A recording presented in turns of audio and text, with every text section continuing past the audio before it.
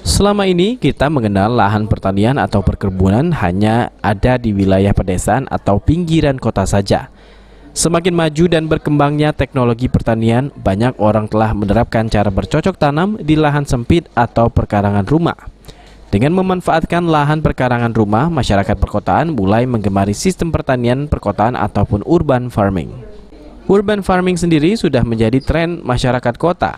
Salah satunya sistem bertani perkotaan dengan teknologi hidroponik.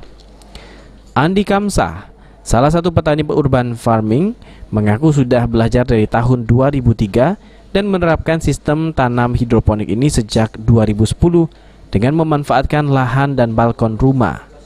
Tren urban farming dengan sistem hidroponik di Kota Palembang sejak tahun 2004 membuka peluang kalau urban farming bukan hanya sebagai hobi, tetapi juga sebagai edukasi dan bisnis tani perkotaan. Kalau tanaman terus pada intinya semua tanaman bisa ditanam. Kebanyakan mereka hanya bertanam untuk tanaman sayur saja misalnya. Oke. Terus kita juga mengadakan edukasi untuk hidroponik sendiri.